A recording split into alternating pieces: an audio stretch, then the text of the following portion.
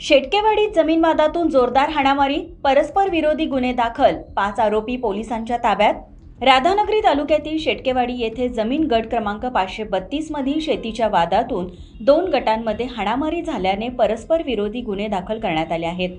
पहिल्या गुन्ह्यात नियती रणजित भोसले यांनी फिर्याद दिली असून फिर्यादीनुसार त्या आपल्या पती, 2 बहिणी, त्यांचे पती, मुलगा तसेच आई वडिलांसह शेतात रोप लावत असताना शंकर भाऊ भोगुलकर, भरत शंकर भोगुलकर, मनोहर शंकर भोगुलकर, सिद्धार्थ मनोहर भोगुलकर, सविता भरत भोगुलकर, वैशाली मनोहर भोगुलकर, श्रेयश भरत भोगुलकर, आकाश खांडेकर, निखिल रेडेकर, नकुशी रेडेकर आणि शोभा खांडेकर हे तेथे आले।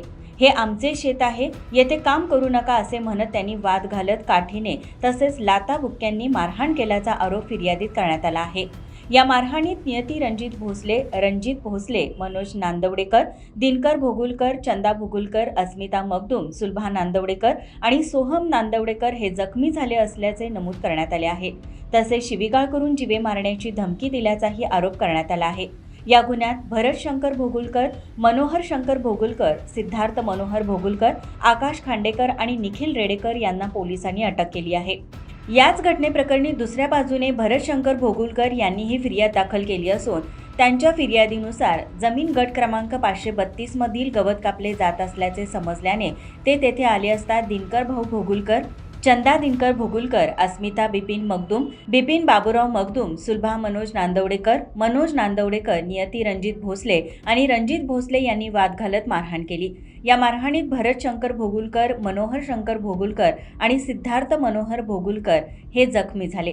तसेच फिर्यादींची पत्नी व भाऊजय यांना शिवीगाळ करून जीवे मारण्याची धमकी दिल्याचाही आरोप करण्यात आला आहे। या परस्पर विरोधी गुन्ह्यांमध्ये दुसऱ्या गुन्ह्यात अद्याप कोणालाही अटक करण्यात आलेली नाही। राधानगरी पोलीस या दोन्ही गुन्ह्यांचा अधिक तपास करत आहे। शाहू न्यूजसाठी संपादिका निलोप्रभा पाटील, कोल्हापूर। अशाच नवनवीन बातम्यांसाठी शाहू न्यूजला सबस्क्राईब करा। धन्यवाद।